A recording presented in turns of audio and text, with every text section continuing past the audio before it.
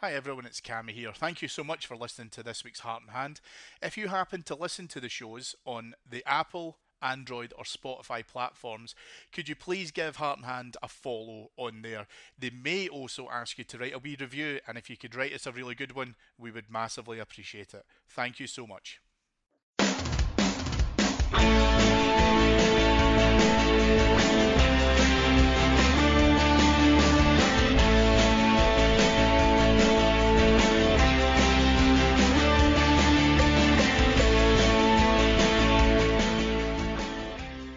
Hello, everyone, and welcome to Heart and Hand, the Rangers podcast. This is your extra show for the week. My name is Cameron Bell, and I am your host as always. It is a pleasure to talk to you as we are probably in fine fettle, I think, and the song goes, "Will follow near and far." And I don't think I could emulate that more than my selection of my two wonderful guests on this week's extra. We'll do near first of all, I think, and that is my very good chum, Mr. James Forrest. James, thank you for jumping on extra. Top of the league to you. Top of the league to you too, Cammy. Nice to be speaking to you in very happy circumstances as they are right now. It's been far too long since we've been able to say that phrase in terms of where we are. But listen, the journey to get there of late has been a very, very happy one. And as a result, I'm very, very happy for it. Absolutely, absolutely. And let's get an overseas bear and someone who, let's face it, is an absolute diehard Rangers fan, loves to be at Ibrox whenever he can. However, the commute's a bit of a tough one, and that is our very good friend, Andy Barnet. Andy, thanks so much for coming on. I hope you're keeping safe and well, my friend. I'm very well, thanks, Cammy. Indeed, I would love to get there more often. And, being top of the league, I was trying to think the last time I was at Ibrox when we were top of the league, and you'd have to go back to 2011 for that. So it is very much indeed a welcomed position that we find ourselves in. And long may it continue, my friend. Yeah, absolutely, absolutely. Now, folks, we don't have a midweek game that normally I would look to be able to cover with my guests. We will be looking forward to this weekend's trip to Ibrox as we take on Hearts, and what myself and the boys will discuss will certainly be a challenging game. But what I thought we would do is a little bit of a review of Philippe Clement's impact since he came into Rangers, and I've asked my two guests to be able to look at a couple of games each in terms of where they've seen a degree of an upturn, where they think that there's been some major impact, and what that has looked like as well. Philippe Clement came into Rangers on the 15th of October last year. James, I think it's fair to say, the Scottish phrase I would put towards his time in the job thus far has been absolutely belting. Yeah, he's been superb. I think with a lot of managers who come into clubs, they need time to really kind of get their foot in the door and impose themselves on the place. But the proper managers, the proper leaders, just know how to find that edge quite quickly. And the appointment of Clement was so savvy because it's someone who was available to come in straight away, who has experience of managing clubs who have expectations, both in Belgium and in France, and his results have been consistent within that, and that doesn't come without having a degree of knowing what you're doing. And you look at the record ever since he's come in. Look at the number of wins.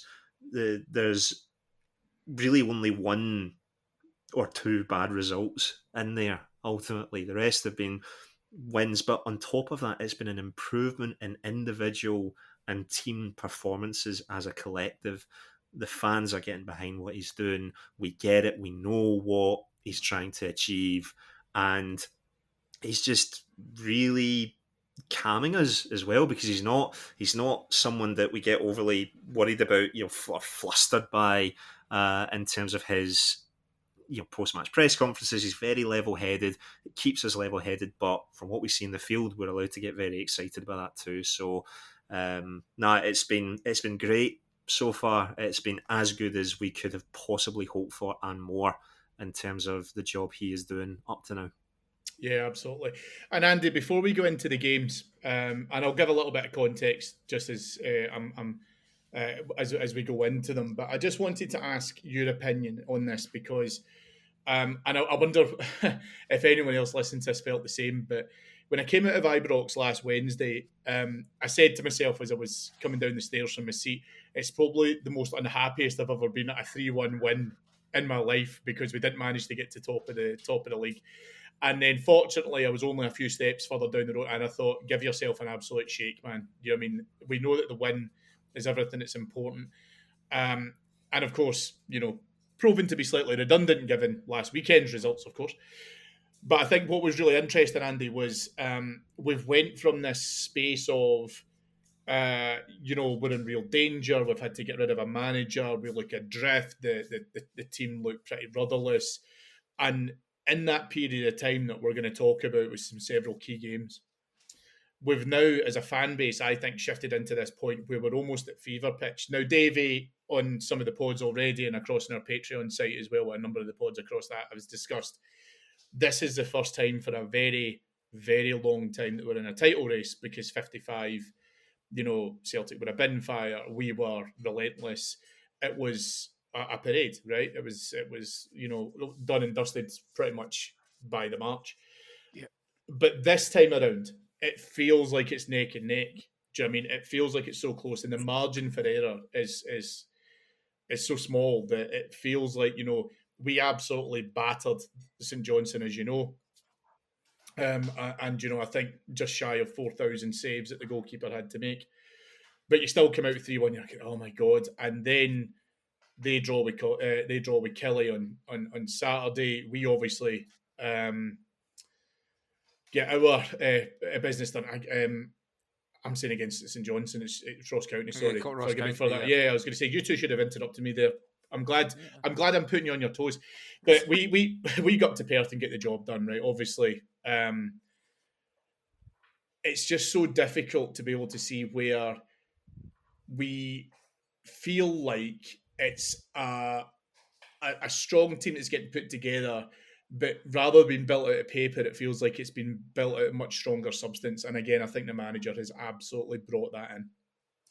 Well, something you just touched on there, that the feeling you had at the end of the Ross County game was a bit disappointing because we weren't top of the league. And I think there's two things to mention. First of all, that initial feeling that you and I think the majority of Rangers fans had was we were disappointed because we're now in a position where actually we can see some shiny things in the future, and we haven't had that. So to be in that position where we're disappointed we didn't score enough goals to go top of the league, I think is the first indication of how far this team has come. And secondly, you mentioned that it didn't take you long before you shook that off, and I think that's because for the first time, maybe even since Walter, we actually have a manager who I think we trust, and we think, you know what, we feel safe with Clement here. Not that, with Gerrard, it was new, it was young, it was exciting. With Gio, it was kind of like, he had tactical nous. And with other managers, they had their kind of plus points and so on and so forth. Nothing with Beale, unfortunately. But I think with Clement, what we see is somebody that everyone looks around and feels like is the father figure that the club has so badly missed since Walter. And I think that's affected the players, and it's absolutely affected the fan base, because yes, we're seeing results on the pitch and we're seeing a good standard of play. We're excited, we're watching good games, we're watching good players play well, and average players getting the most out of them as we possibly can. But I think over and above that, we see somebody on the touchline and in the press conferences who just carries everything about him the way that we would want a Rangers manager to do so, whether it's Smithian, whether it's Struthian, whatever you want to call it. Clement has that. He has that in abundance. And I think it's something we've just so badly missed. And you feel that now. It's like, you know what? We might have a couple of bumps in the road, but we've got a manager that we feel confident that he'll sort it, and that he'll find solutions when we have challenges, as he said himself. But more importantly, he gets us and he gets the demands of us. He has his way of doing things, and they mesh with what our expectations are as a fan base. So that's how I certainly view it. And I think that your experience last week after the county game, I think, sort of epitomises that quite a fair bit. Yeah, and listen, that's the big thing. I think more than anything else is I hope that a lot of people listen to this when they come out of the county game were kind of like, oh, it's disappointing and blah blah. I heard all manner of hot takes And that's fine, because I get it, because I think everyone has that kind of reaction to it. But without further ado, let's get into some of the games. Now, what I asked the boys to be able to do is have a look at a range of games since Philippe Clement has come in. And I think what's really interesting about some of these selections and how it's kind of worked itself out quite beautifully reminds all of us that we are about to go back into our European campaign. And we've actually got some interesting selections across that. And the reason as to why I wanted to look at a bit of a breadth of games is because, of course, we are absolutely fixated on the league. It is everything that we are thinking about every minute of the day at the moment. But the manager has had success across a number of competitions. And Andy, I'm going to come back to you. So this game was pretty much a fortnight after Philippe Clement came in, and you wanted to talk about a game in Europe, which I think proved to be quite interesting. Yeah, it did. I mean, this was the Sparta Prague at home, and he had taken a point over there in Prague, a 0-0, which was ultimately a decent result. I don't think we have a particularly good record in the Czech Republic, so for us to go there and get a 0-0 is never a bad result away from home. But this was his first European victory, and it basically guaranteed Rangers European football after Christmas. We went on to 7 points, leaving Sparta and Aris Limassol on 4 points, which meant that they had to still play each other. So at this stage, it was, I think, almost guaranteed that we're playing football after the new year. And I think that's maybe kind of quietly important. It also meant that he could go into the last 2 games of this group stage knowing that one win would take us into the last 16, or definitely the last second place, into the last 24, if you like, of the Europa League, and not just the Conference League. So I think that it really kind of put us in a good place in terms of the European campaign. But I think for him on a personal level, it showed that he knew what he was doing, that he could get his tactics right. Given that we had embarrassed ourselves in Cyprus, yes, we got a good result, Beale's best result, probably his only great result against Betis at home, but we'd embarrassed ourselves in Cyprus, and we're kind of looking a bit shaky in the group. This just turned it on its head, Cammy, I really believe. The other thing as well, we were 2 goals up very, very quickly, and dominated the chances. Didn't dominate possession, but dominated the chances most of the game. If my memory serves me correctly as well, this was Cantwell's first goal of the season, and he'd had a bit of a stinker up until now. So there was just indications on this evening that he was going to get the best out of this squad, or he was going to get better, at least at this stage, than what we'd had up until now. So I think it was very important for the reasons I've just given. Yeah, listen, I totally agree with that. I think that the game away in the Czech Republic was interesting, because I think that was his, I suppose, his test run, if that makes sense. I think he wanted to be able to go over and see what those players were capable of doing away from home. You're right that the game across in Cyprus was ridiculous. I think that we understand why, right? Because we were pretty much in a crisis at that point. Beale had left like the week before. He sees the game across in the Czech Republic. He now gets a feel for what these players can do, because we can't dismiss that, right? I think that going across there was an important result, but he then realised, and he's made mention of this a lot in his recruitment when he came in, his decision to join Rangers, etc. And certainly after that, the atmosphere, the fans, was something at the back of it that he knew he would be able to enjoy, and to be able to try and spur up a home crowd. That Prague game at Ibrox in the first week of the, I think was pivotal, Andy. I really do, in terms of the game that James is going to come on and talk about in just a second. Because you're right, I say it wasn't too bad in terms of it guaranteed us a little bit of football in Europe after Christmas. I don't want to see us move into being a Conference League team. I'd rather stay in the Europa League as a consistent basis. I would love us to be able to compete within the Champions League, but let's be honest, it's kind of moving away from us a little bit, shall we say, and that's due to what UEFA wanted to do, right? James, what's your thoughts on this? I'll get you to come on to your game in just a second, but this game against Prague at home that Andy's mentioned, again, a really interesting selection when you consider what he walked into. He's only less than a month in the job, and yet he's able to pull out a result like that. Well, you think about the away game in Prague, and the thing you remember with that is some of the amazing saves that Butland had to pull off. especially later on in that game. This is the game where Ben Davies had to play at left back because we were still really struggling in terms of getting a number of fit players on the park, right? It's a bit closer to the team that he would maybe want to play in that home leg. But Cantwell, he's playing off the right, which isn't really a position that he will often play in. But the thing that I remember about those two goals, both from Danilo and Cantwell, is the high press that we do. It comes from pressure in that final third that Sparta Prague, particularly with the Danilo goal, just aren't able to deal with. And that's something that we've seen quite a few managers of late want to see our teams do, but already we're implementing that and we're getting it right and we're getting the results off the back of that. It was a huge win. It was a really important game for making sure that we could have Europe beyond Christmas, right?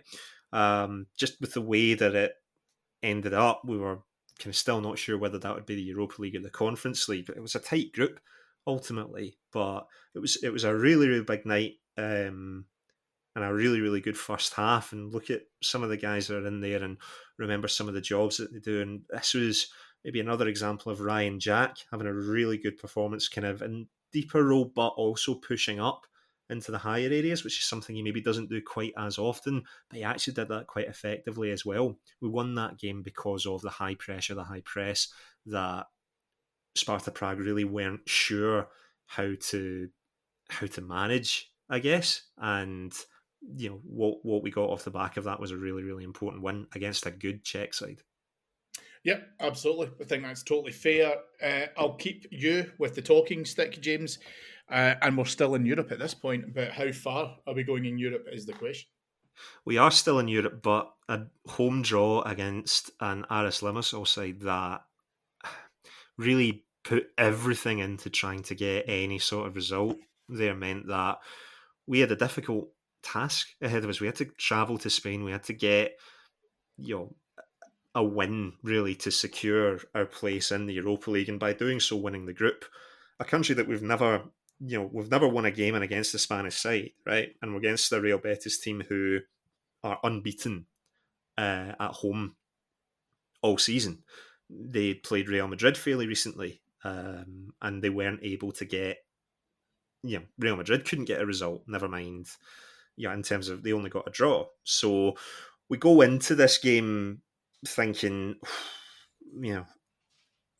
can we do it? There's maybe a bit more hope than expectation, I guess. I was lucky enough to be over in Spain. I was in the stadium for that. The atmosphere there was the excitement. There was the people have clearly had a good day out in southern Spain in December, but there was the nerves over the task at hand. But a fantastic first half that saw Sima find the net in the first 10 minutes. They get a goal very quickly after, but then Dessers turns into prime Brazilian Ronaldo and hits that great goal underneath the goalkeeper to make it 2-1, but it's 2-2 at the break, and a draw really doesn't do us any good in terms of the Europa League.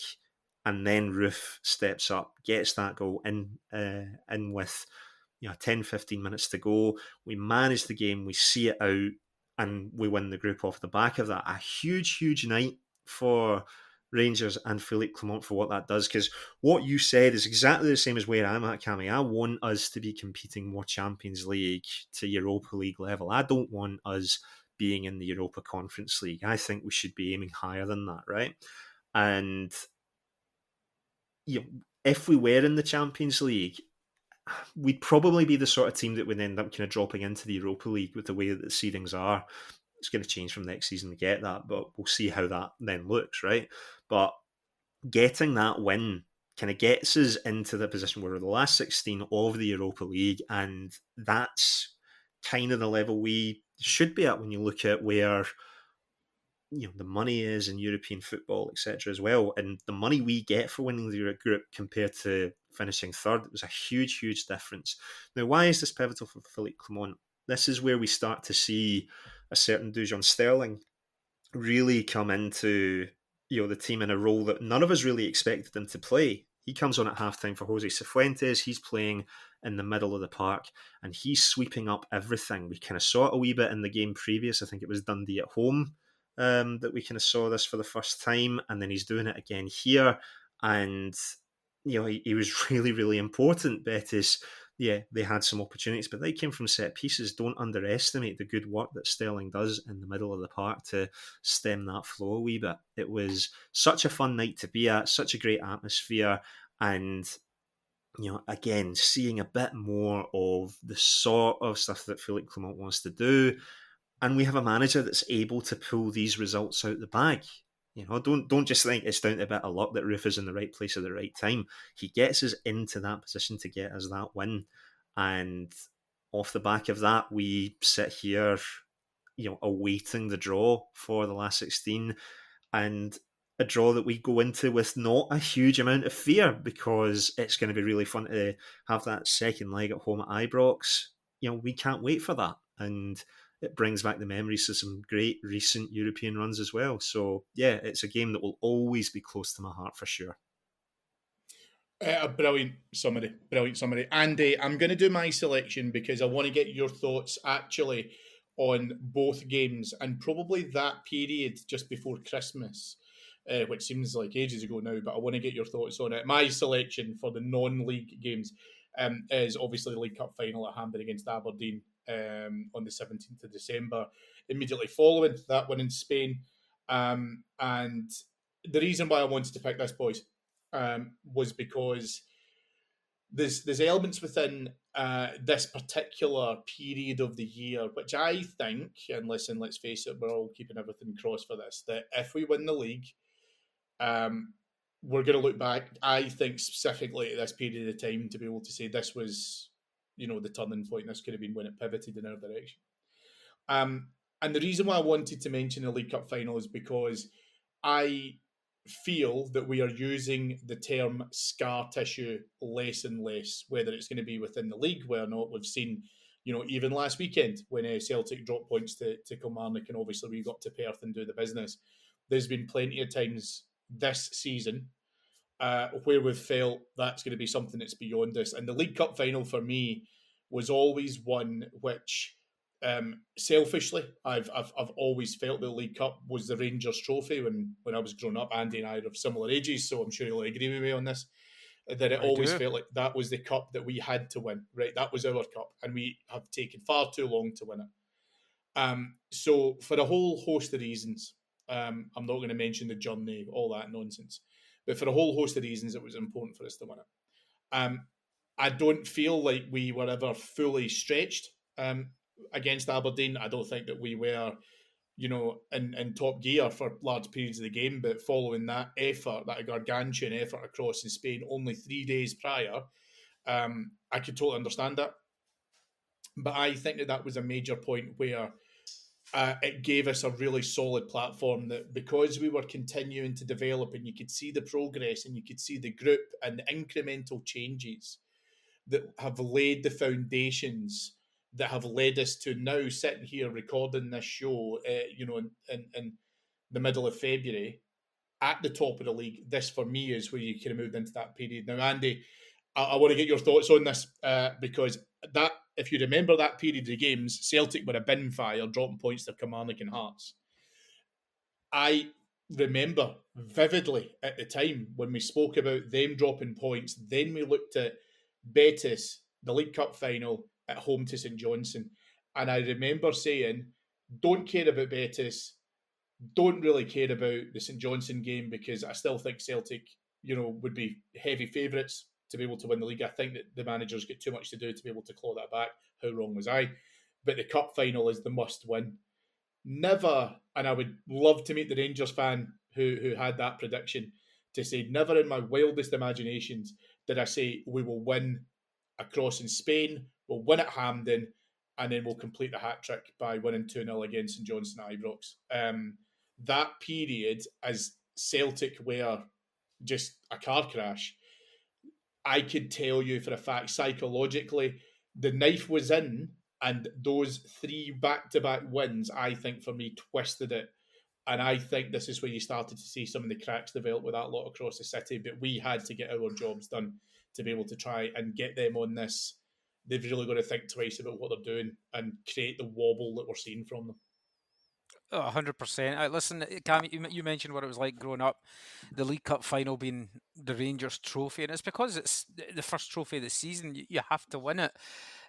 And talking about this kind of period where we get 2, 3 big results, just as you think the team maybe, might not be able to do them all. And like you say, we found ourselves picking the one that's most important. 92, 93, probably of our generation, of our vintage, the greatest ever season. This is what it was like. You'd have a massive European night, then a cup final, and then like either an Old Firm game or a big league game. And we'd win all three, and that was what happened. This was kind of resembled that, I think, a little bit. It was the first time for a long time, anyway, that I'd felt that we could compete in all fronts. And we weren't at our best, really, in any of the games. They were terrific. And Bettis and James's summation there was absolutely spot on. But in the cup final, we didn't play our best, but we still managed to get the job done. And that's what I think being Rangers is all about. And you just saw what it meant to the players, but also to the manager. I mean, we're really kind of dedicating this show to Clement's best moments so far. That's got to be one of them. And I'm sure, years from now, when he looks back, he'll acknowledge just how important that was to get his first trophy within his first 2 months at the club. And it just gives the whole team, the fan base, everybody around Rangers a shot in the arm for the rest of the season. And I think you called it spot on.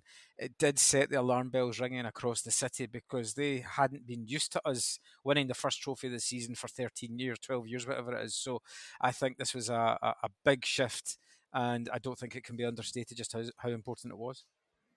No, fully agree. James, what's your thoughts? You'll remember obviously that period in terms of what we're discussing, and again, I think going back to okay, so what one is most important? I always felt it was going to be the League Cup final. I think the vast majority of Rangers fans agreed with that. But when you look at that particular period of time, just that wee few days before Christmas, and where we were at that point, that was where I think you started to get the injection of belief. Isn't it funny how we all, maybe without meaning to, just felt, right, what game do we not win in this run? What game do we accept? And I think so many people would have picked the European game. And I think we did that because that felt like the toughest opponent. It was the toughest opponent. No feeling like about it, right? But yet we win all those games up to Christmas. That run, as you say, and there's so many, because of the fact we're in the Europa League and because of the number of games we have to play in Scotland, right? There's so many weekend midweek games, right? From that Aris at home game, it's beginning of December, St Mirren at home up until Motherwell away. All those games, how many games is that? That's about 7 games that we've got there. And you're saying, right, we expect that there's going to be a game in there we're not going to win. So which game is it going to be? And you come out the back of that and we've won every single one of those. And the manager's not getting carried away. And whether he is internally or not, that's a different question, right? But the message he is providing is, it's just on to the next game. We just got to do the same things well that we're doing. If you hadn't been won over by Philippe Clement by that point, then you're never going to get won over by him, because that's an extraordinary run, and the memories that we get off the back of that run, how we're just feeling like there's more momentum going on in the league here.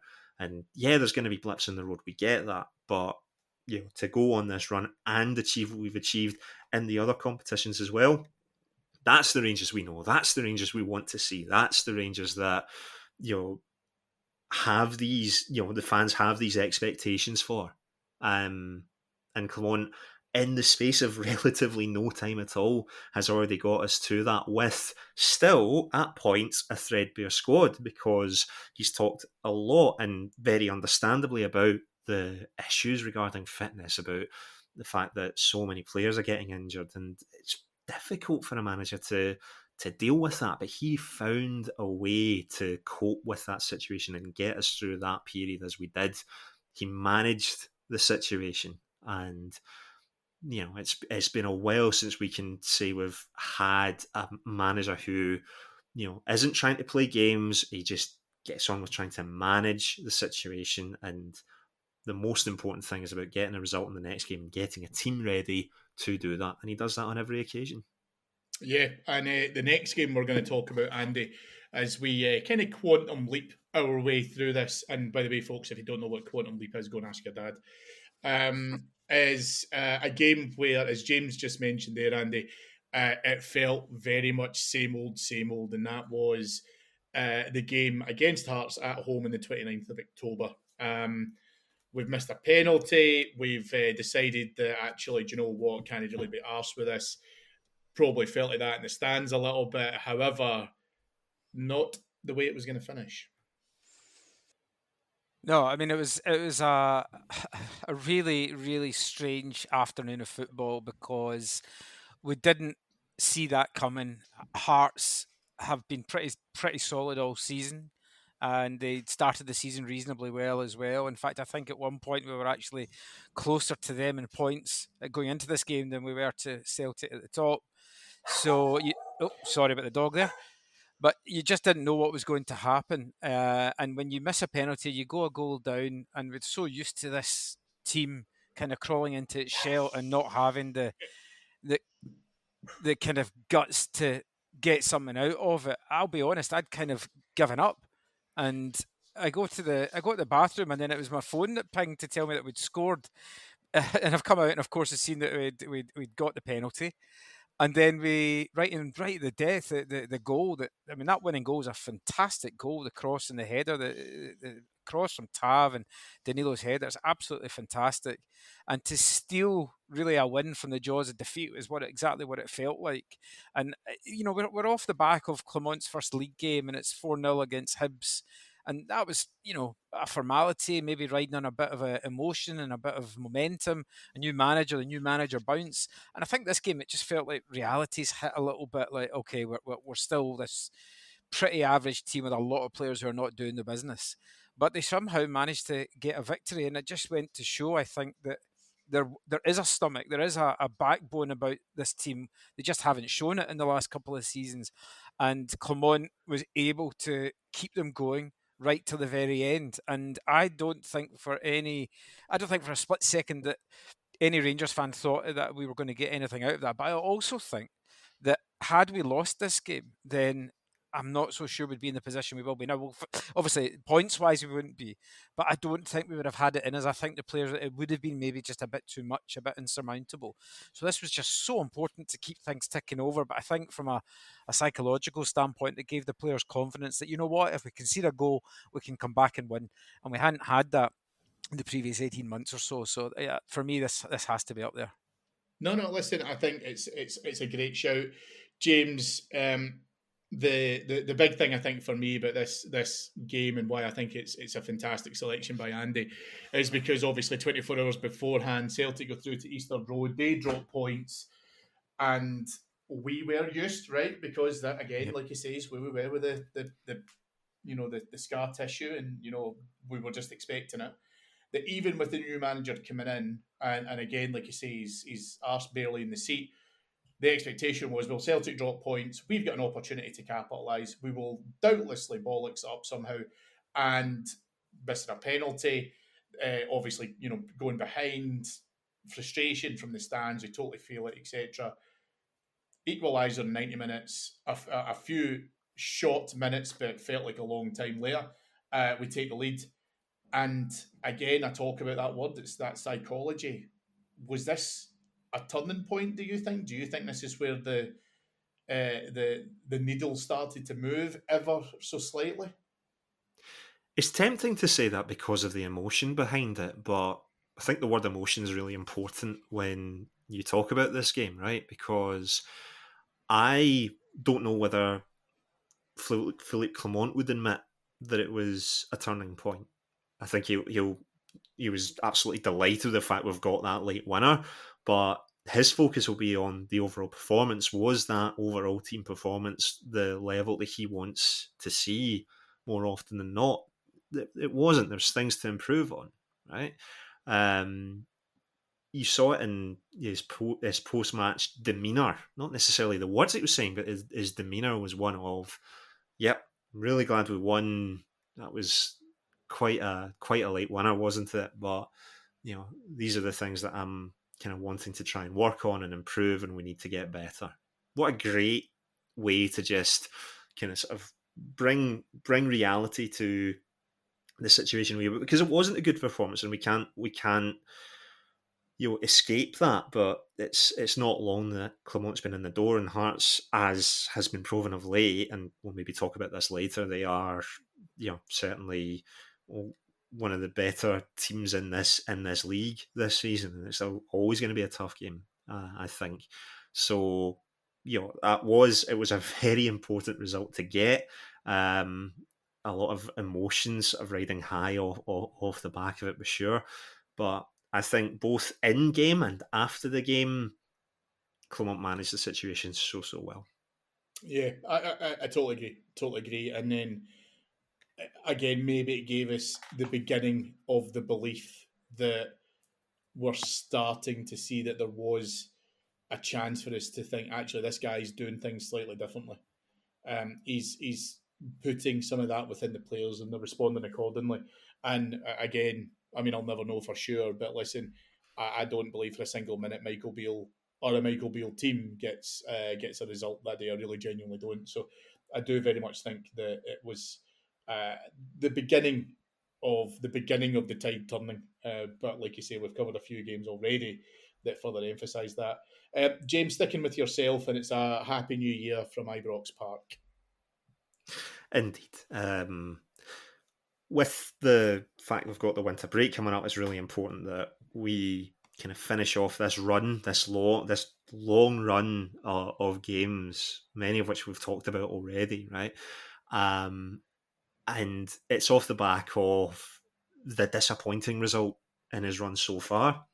And we come into this game, and we it takes us a wee bit of time to get the first goal against Kilmarnock at Ibrox, but we get there, we get a quick second, they pull a goal back from the penalty spot, but we very quickly respond and we see out a 3-1 win against, again, a team that has proven themselves to be a very competent opponent in this league. Kilmarnock's record against Old Firm sides of late is rather incredible when you think about it. This is the only game that they've lost in the past. It almost, at least 6 or 7 games against Old Firm sides, which is a ridiculous record. And Derek McInnes seems to know what he's doing there for sure, right? Why I picked this game? It's because of something. I was lucky enough to do press this day, right? And the first player that comes in to the press room afterwards is the Kilmarnock defender, and he sits down and he's being asked about, talking about, think the team played well, had to try our best. We couldn't get the result on the day, but the key line that he says here is, that team that we played today, that's twice the team that we played at the beginning of the season. We remember that opening day disappointment. And you look at the lineups on the first day of the season and this game here, there's only 3 players that are different that start this game. Yilmaz is in instead of Barisic, and Yilmaz has certainly benefited from having Philippe Clement in there. He's getting the opportunity to play more like the left back that he wants to be, that he can be, because that fitness issue is being dealt with in a better way, right? Todd Cantwell, there was maybe the worry after the Limassol game where he gets subbed off early on, and you're thinking, is it maybe an issue there? But he's getting used more in the role that he's used to playing, and that he wants to play in. Yeah, that he wants to play in as well, and he's proving why he should play there. That's the thing as well. The performances, certainly in this game, and we've seen it more recently in some of the games as well, he's showing and proving why he should be that player in that position. And Ross McCausland, who's been one of the revelations of the season, is in the lineup as well, and he's been great. And it's this message from Clement that, he's reiterated before, it doesn't matter what age you are. If you're good enough to play in this team and make an impact in this team, then I will play you. And Ross McCausland has shown that he has the ability to do that and carry himself in these games as a first team player. that they're the only differences in terms of the lineup. The rest of it is just the whole team as a unit just raising their levels and having the aura.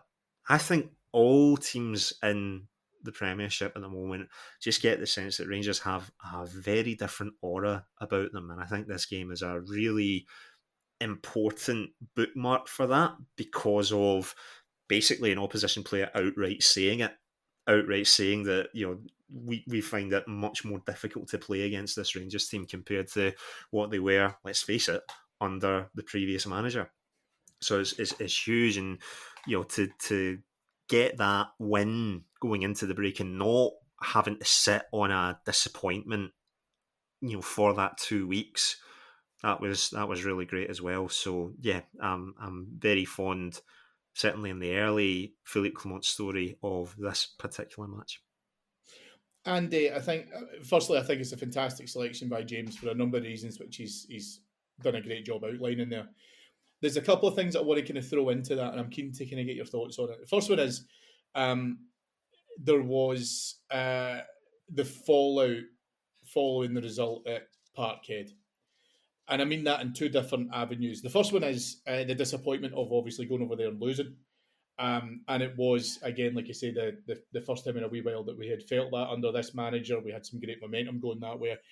And we had to be able to confound those expectations that this was going to be, was it a bump in the road, or had the car come off the track altogether. And in actual fact, this game for me was a big step towards showing that actually we can recover, we can bounce back from that. That sounds really simple and easy to say now, but again, we go back to the fact that it hasn't always been thus. And the second thing is, and the second part of that fallout was obviously all of the noise that came around the VAR audio, going back to the SFA, blah, blah, what have you. Now, you might be listening to this and we're a good solid 40-ish minutes in and thinking, well, this is all about Philippe Clement, but I don't believe the three of us are saying this.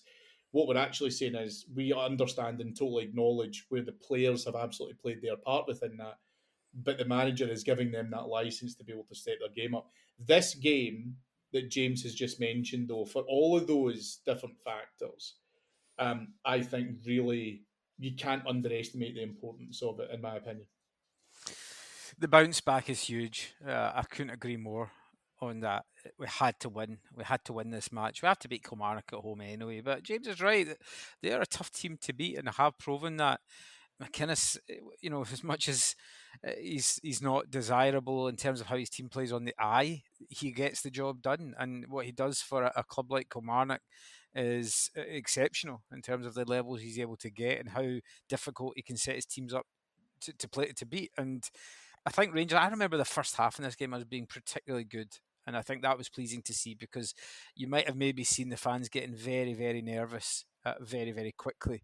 But the fans sort of stayed with us in the first half. We did create a few chances and then got the two quick goals back to back. And I think that was, yeah, you know what? This is what we expect from Rangers. Comfortable winning at home.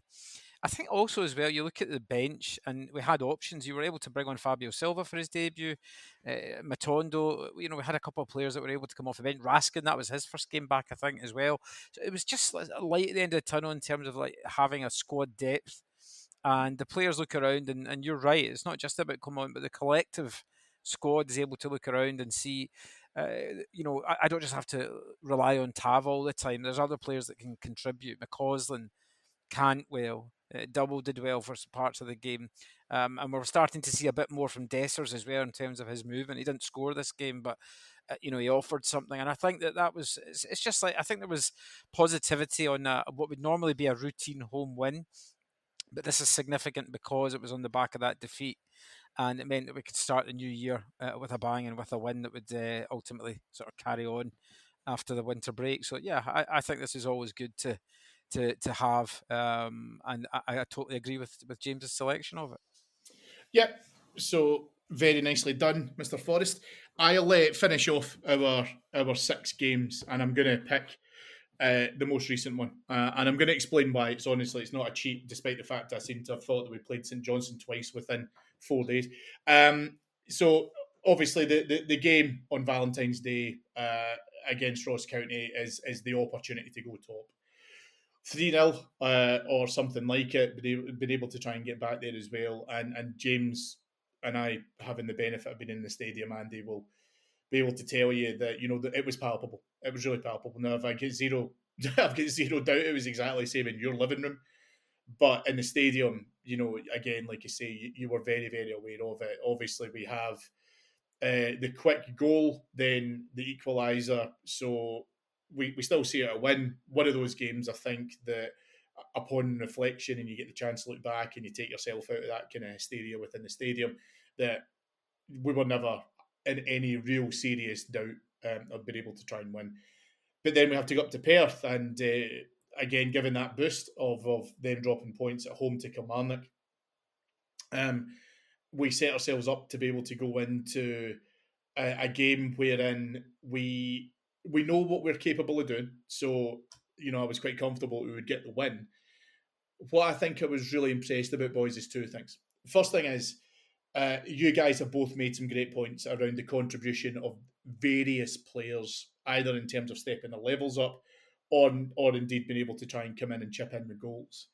And I think that has probably been seen within, the two games that I've just mentioned there, being able to try and see where we spread some of those goals. A great debut goal, obviously, for Diomande opens up the scoring after what I think was a fairly lackluster, opening period up at St Johnstone. But then it starts to get a little bit stuffy. We've got a couple of chances. We're playing against, a really, really struggling pitch, which I don't think benefited our style of football. However, we don't look for excuses in such a way. The most penaltiest of penalties, for some reason, is not given by the on-field referee, but thankfully is by the VAR team. And again, exactly the same thing for the second penalty. Tav steps up to be able to put them away. Now, there's a point I want to raise within this was I don't ever think, like you say, we ever looked out of danger, right? I don't think St Johnstone were really ever going to lay a glove on us. We know that we're going to play against a pragmatic Craig Levein team that is going to come in, and they're not here to see us go top of the league. That's not what they're there to do, right? We're going to have to beat that team, and we have to beat what's in front of us. The reason why I wanted to select this game was because it's another opportunity to be able to make that difference. This time, it's not about clawing back points; it's about actually going ahead. And whether you look at players who are new to this team or some who have been here for a very long time, this is not a team that's used to being able to sit top of the pile. So I do believe there is a fundamental psychological factor to that. But this team answered that question with aplomb, as far as I'm concerned. Great to see Tab back in amongst the goals as well. And I think that will do him some real wonders in terms of being able to try and get forward and hopefully create some more chances for themselves. But Andy, for me, this is where I'm starting to really believe that this team will go the distance. Now, I'm not sitting here in February saying, prizes are handed out at this point.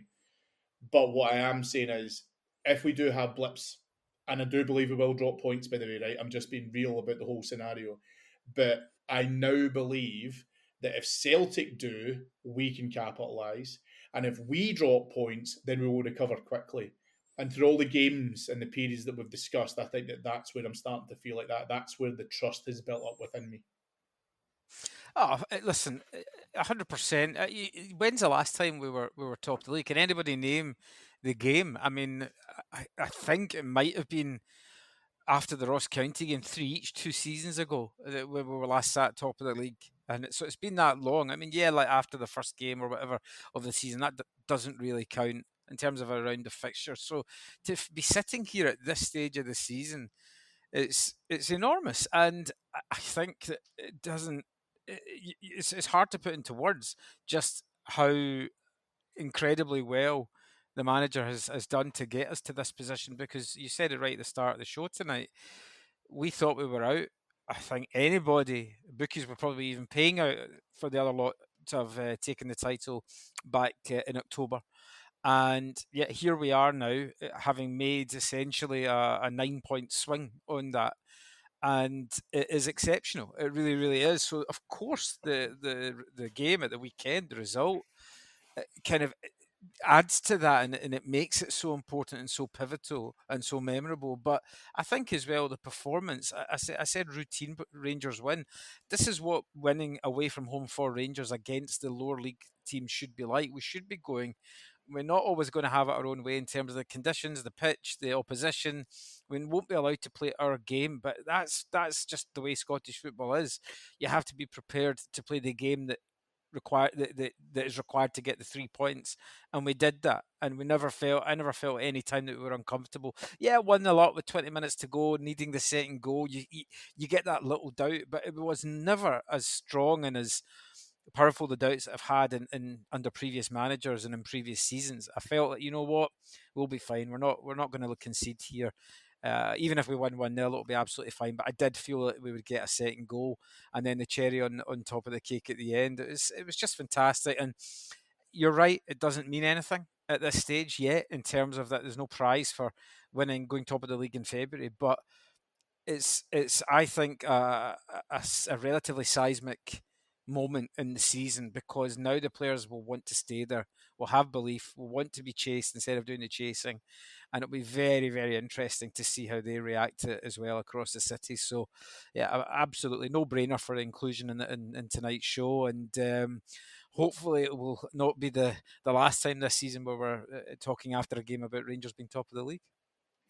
James, listen, I think we've certainly done a lot of reflection and a lot of looking back in terms of what we've covered so far with all of that road travelled.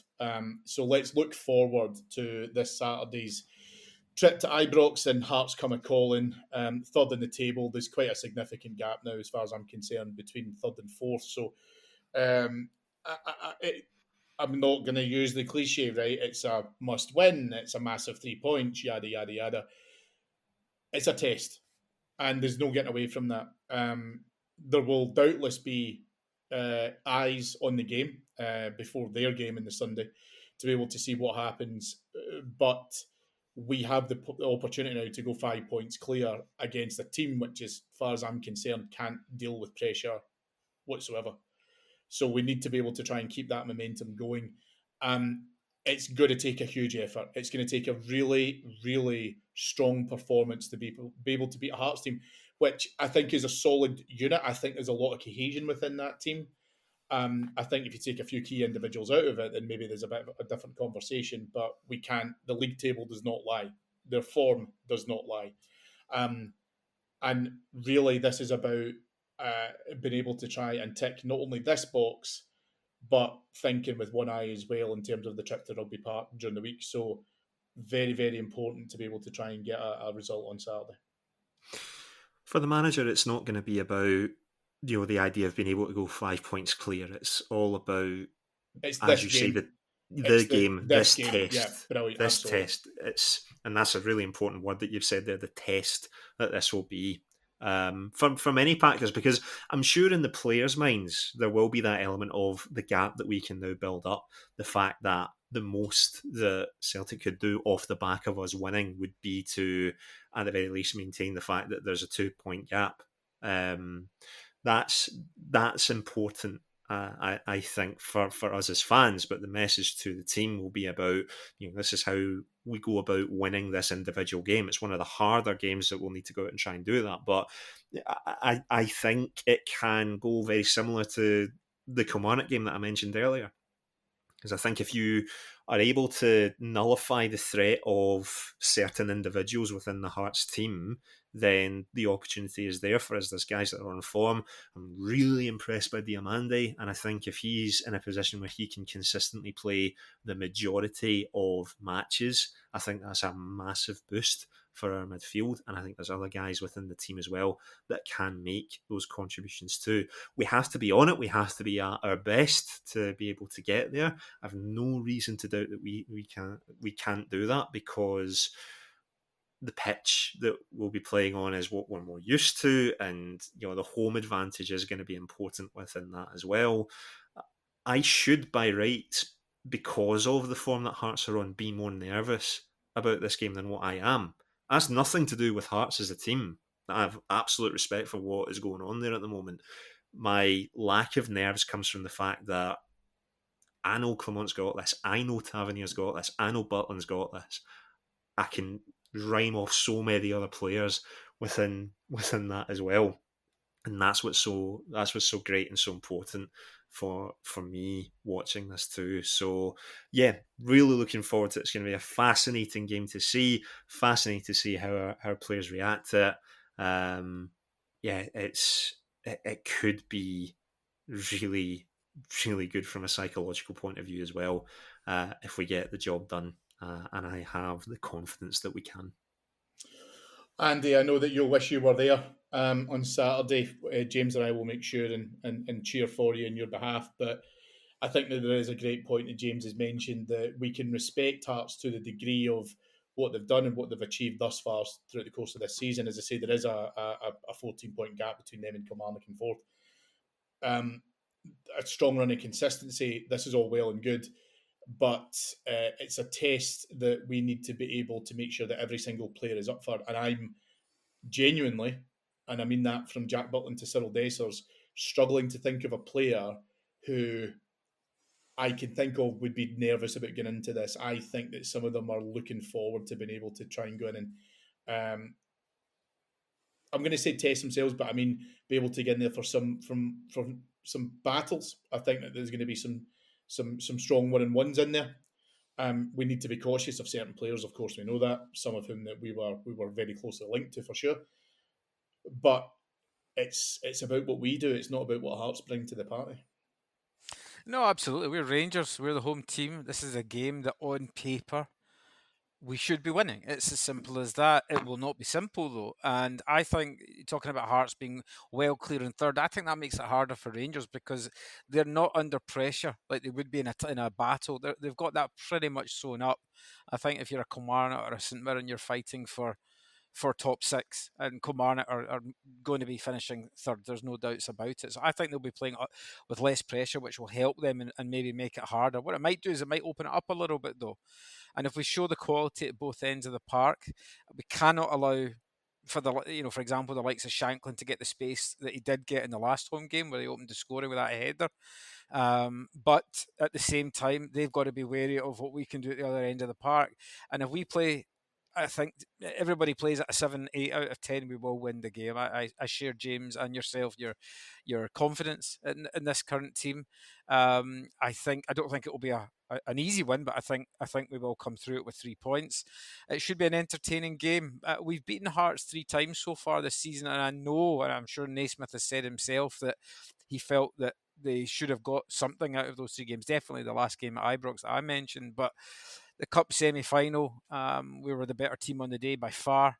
And then we beat them 1-0 at Tynecastle. So they've all been relatively tight games. Maybe the Cup semi not so much, but the 2 league games have been very tight. And I expect more of the same. But I do fancy Rangers to come through it. And yeah, I really, really believe we can win the next 2 league games, starting with Hearts. And then if we can get a victory at Rugby Park, I really think that there'll be no turning back for Rangers. So I don't want to put my neck on the line and say win the next 2 will win the league, but I really think that it'll be very, very hard for the team to be stopped after that. So fingers crossed we will get it done. James, it sounds like the wee man's already bought the champagne.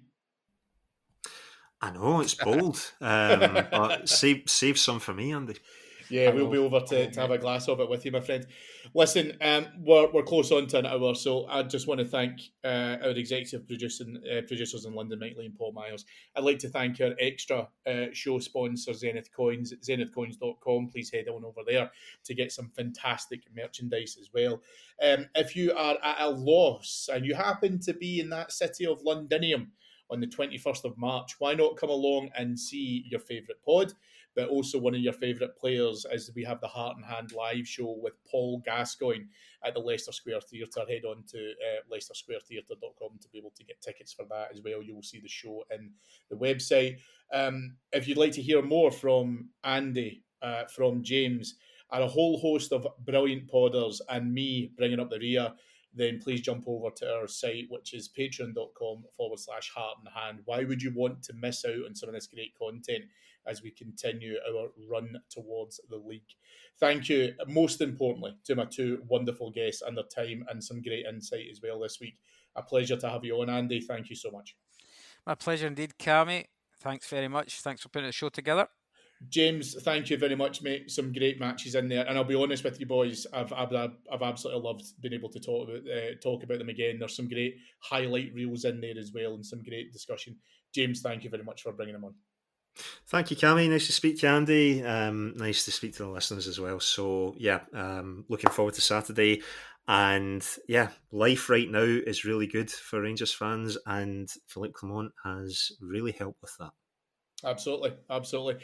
Folks, David will be back with you on Monday in Flagship as per usual to unpack the Hearts game and look forward to the Kilmarnock game as well. And I'll be back with you the following Thursday. Pleasure to speak to you as always. Enjoy your weekend and let's see if we can extend that lead. Thanks, folks.